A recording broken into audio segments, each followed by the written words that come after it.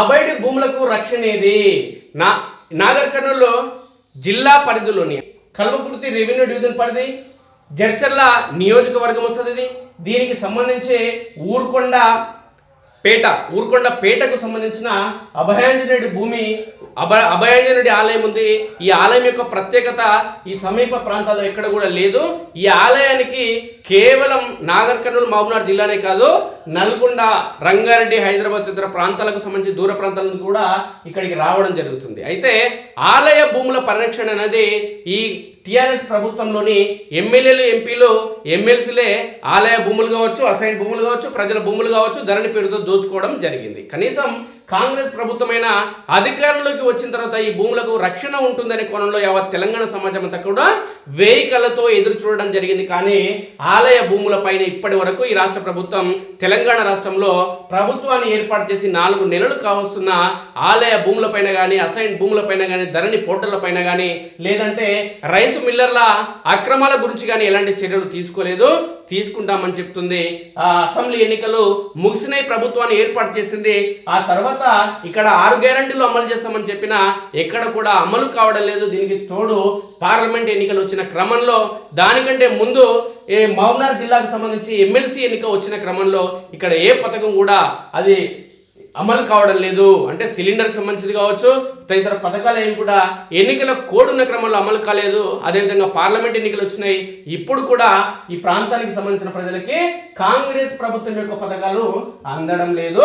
ఇక కాంగ్రెస్ ప్రభుత్వం చేయాల్సింది ఏంటంటే ఈ ప్రజల భూములు కానీ, అసైన్ భూములు కానీ, ఖాదీ బోర్డు భూములు కానీ, మైనార్టీలకు సంబంధించిన వక్స్ బోర్డు భూములు కానీ, ఈ దేవాలయ భూములు కానీ కనీసం వీటిని పరిరక్షించేందుకు కఠినమైన చట్టం తీసుకురావాల్సిన అవసరం ఉంది.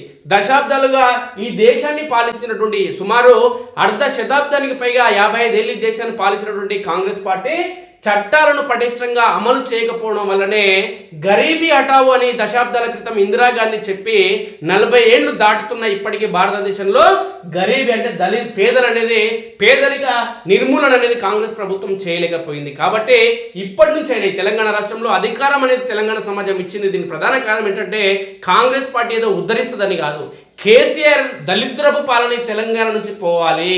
కేసీఆర్ అనే గజ దొంగ ఈ తెలంగాణ రాష్ట్రాన్ని మొత్తం నాశనం చేయడం జరిగింది. ఇచ్చిన హామీలు ఏవి కూడా నెరవేర్చలేదు. నీళ్లు, నిధులు, నియామకాల కోసం ఏర్పడిన తెలంగాణ రాష్ట్రంలో ఏ హామీ కూడా నెరవేర్చలేదు.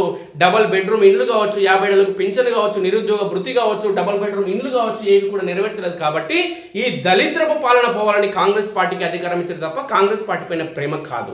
మరోసారి కాంగ్రెస్ పార్టీ ప్రజల ప్రేమతో గెలవాలి అనుకుంటే వచ్చే 2029 ఎన్నికల్లో ఖచ్చితంగా ఇలాంటి మంచి పనులు చేయాల్సిన అవసరం ఉంది.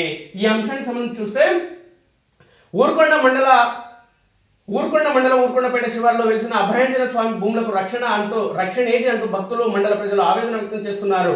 కల్వకుర్తి జడ్చర్ల ప్రధాన రహదారికి ఇరువైపులా ఉన్న భూములపై అక్రమార్కుల కన్నుపడి కబ్జాలు చేస్తున్న దేవాలయ ధర్మాదాయ శాఖ అధికారులు కిమ్మనకుండా ఉండడంతో వారి తీరుపై భక్తులు, మండల ప్రజలు ఆగ్రహం వ్యక్తం చేస్తున్నారు. ఊరుకొండపేట శివారులోని సర్వే నెంబర్ 262లో 4 ఎకరాలు 28 గుంటలు, 235/1లో ఏ 4 ఎకరాల 35 గుంటలు, 234 14 ఎకరాల 20 గుంటలు ఊరుకొండ మండల కేంద్రంలోని శివారులో ఉన్న సర్వే నెంబర్ 395లో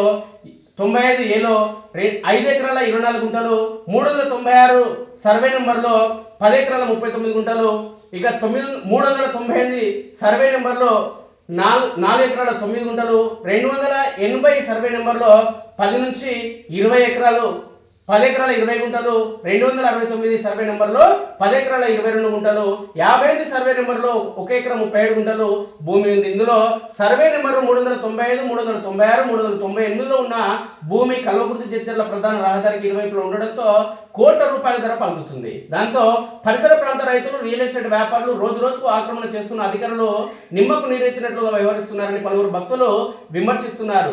గత ప్రభుత్వ హయాంలో ఆక్రమణకు గురవుతున్నాయని అధికారులు ఫిర్యాదులు చేసినప్పుడు ప్రజాప్రతినిధులతో ఒత్తిడితో తూతు మంత్రంగా సర్వే చేశారని పలువురు ఆరోపిస్తున్నారు. మండల సర్వేయర్, రెవెన్యూ అధికారులు తప్పుడు సర్వేలు నిర్వహించి కబ్జాలు ప్రోత్సహించాలని, టీఫన్తో కాకుండా గ్రామ నక్షతో సర్వే చేయించాలని స్థానిక ఎమ్మెల్యే అంకుతరెడ్డి మండల వాసులు కోరుతున్నారు. దేవుడి భూములను కబ్జా చేసిన వారు ఎంతటి వారైనా ఉపేక్షించకుండా చర్యలు తీసుకోవాలని ప్రాంత ప్రజలు కోరుతున్నారు. దేవుడి భూములు ఆక్రమణకు గురవుతున్నాయని మండల ప్రజలు పేర్కొనడం జరుగుతుంది. అయితే కార్యనిర్వాహక అధికారి ఈవో ఆలయానికి సంబంధించిన సత్యచంద్రారెడ్డి మాట్లాడుతూ చర్యలు తీసుకుంటామని కొన్ని ఆయన మాట్లాడడం జరుగుతుంది. నువ్వు చర్యలు తీసుకునేది ఏం లేదు, నువ్వు ఈ నుంచి ట్రాన్స్ఫర్ అయిపోతావు తప్ప భూములు కూడా ఆ నుంచి ట్రాన్స్ఫర్ అయిపోతాయి వేరే వాళ్ళ అకౌంట్లోకి.